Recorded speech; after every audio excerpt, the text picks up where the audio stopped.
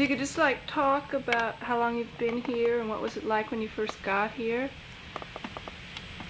Well, let me see. I've been here about 40 years, and we manufactured our own cotton. We spun our own cotton, and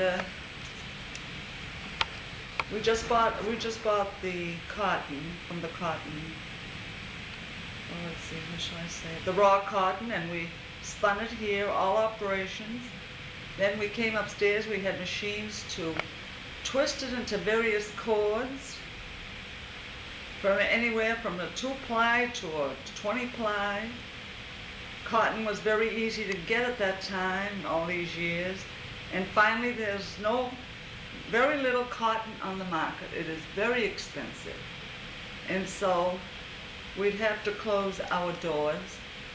And polyester seems to be taking the place of cotton. And we can't seem to get enough people to work on machines. People have gone into electronics and other types of work. During wartime, we worked 48 hours a week for years. We made heavy thread for army boots. We made mildew-proof thread for people that were in the hot climates. Soldiers that went into the hot climates. It was a rot-proof thread, and we were very, very busy. And we hate to see this place close, but there's nothing else that can be done. Cotton is very hard to get, and it's very, very expensive. That's all I can say. Mm-hmm. What, you said 40 years ago, that was in the 30s. When was this built? When was this factory built? This has been they have been in business for about 70 years or so. 70 years. Yes. When did, like, we saw that back room, the old room where they used to, I don't remember the name of it, the boiler room? The boiler room, right. The dye house. This used to be the old Saxony factory. Saxony. It used to be the old Saxony factory that was along the same lines. They didn't make thread. They must have spun yarn for knitting machines. Mm-hmm. Oh, it was here a long, long time. Because when I was very small, my mother used to take me down here for a walk. They used to have water flowing out of pipes in the back. It must have been for water power or something, and she used to take us up to watch the water shoot out of these pipes. And that was Saxony then. And, I can't remember how many years we've been here. This factory was on Bridge Street when I first came to work here. And these were the Saxony mills. And Ben Ray's grandfather bought these buildings and moved it to here and enlarged this place. That one must have been in 1930 something. And that's when you came over here? This is a very old factory. It dates back to I don't know when. It was a Saxony. That can be looked up. Right. What were some, not peculiar, but what are some of the main events you remember happening over the years you've been here? Must be millions of them. I don't know. It was more like a family here because it wasn't a great big place. We didn't employ thousands. I guess during wartime we must have employed about 125. It was more like a close-knit family. Everybody knew each other. We worked together very closely. And you said during wartime there was somebody staring over your shoulder to make sure you had it ready on time. I was talking about the government inspectors.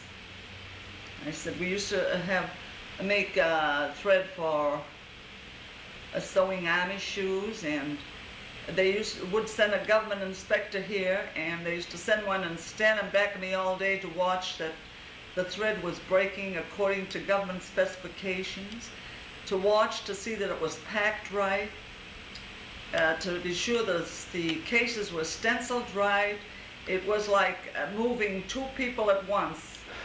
Someone always behind me checking. That was fun. What are your major buyers of your thread now, at this point? Well, we had J.F. McElwain from New Hampshire. We had, Georgia Boot and Shoe. We used to have Andrika Johnson. We had Addison. We have, Merrill Stone. Now he had Merrill Stone for somebody that makes suitcases. Merrill Stone. Now what's the name of the other one? Merrill Stone. I think somebody. It's Trojan luggage. Merrill Stone, Trojan luggage. And we had, Andrika Johnson, J.F. McElwain, Addison, Georgia Boot. We had Richland Shoe. Oh, and then we had a lot of small operators that used to buy us material, something maybe 50 or 100 pounds. Those that I've given you were bought a lot of thread. But we had a lot of small-time operators that buy 100 pounds, 50 pounds. How did you learn to do all the different things? Do you know how to do all of the things I came here? in and I was put on one type machinery, and I worked there for 2 years at what they call the winding department. Then I went over to twisting, which was the Haskell-Daw department. Then from there I went to the braiding department, and from the braiding department I came to this packing and testing department, and I've been here ever since. Is that because you like it the best? I was I didn't want to leave some of my positions, but some of my older jobs, I got to like them, but the boss insisted that I take this one, and I've been here ever since. Want somebody can take over. Do you remember Mr. Ray's father very well? Yes. Right. Yes. I came in here when I was 14 years old and worked with him till he died. Yes. He took me from one operation to the other. I've worked in every factory here except where men work, dressing and heavy work, but every other department I have worked in. Mr. Ray developed a machine, didn't he? One of the machines out there? He did so much that I can't remember what. What was it he did? Oh, I can't remember. The rot proof is his, right? Is that a special? Yes, that was. He did so much. He was a very brilliant man.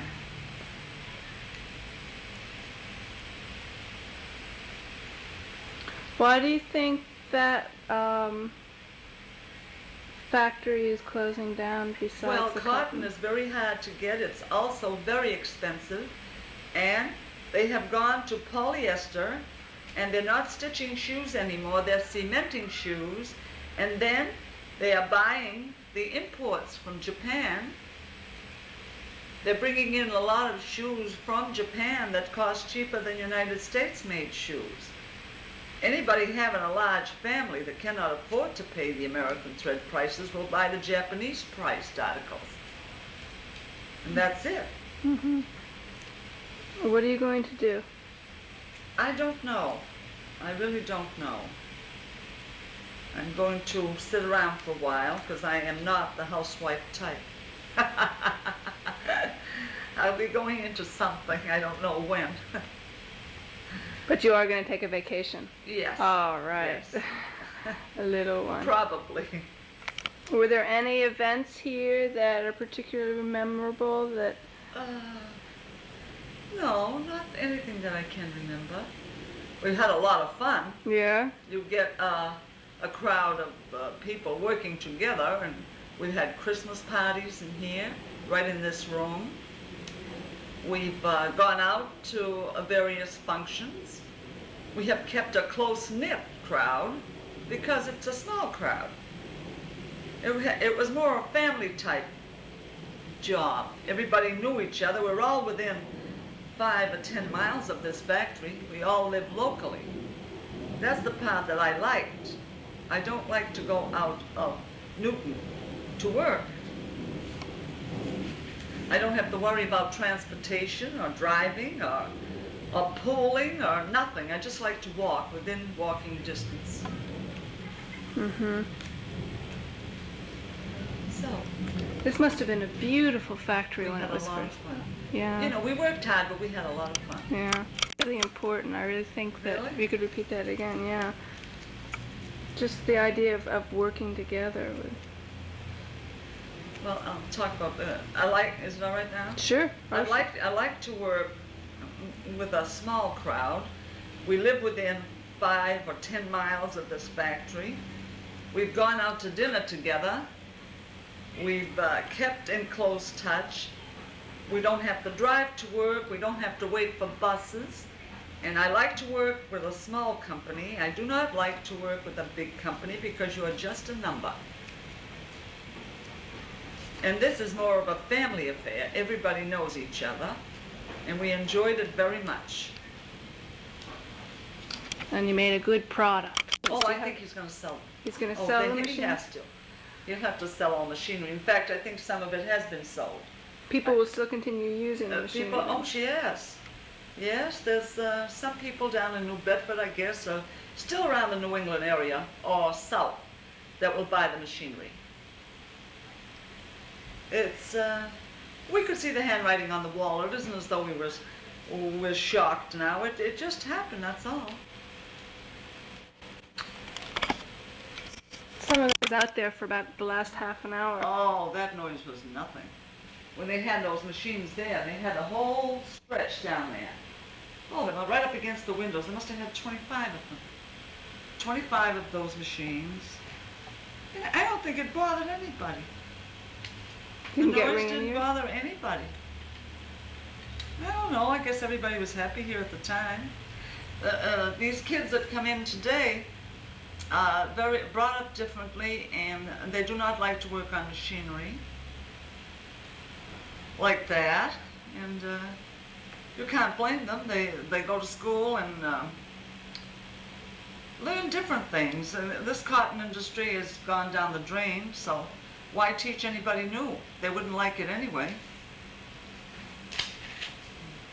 Kids go to school, they learn electric engineering, they work for the telegraph company, they work for Edison, they go into TV, they go into airplane construction, they go into airplane mechanics, and well, it's a whole big world out there, and cotton is way at the end of the list.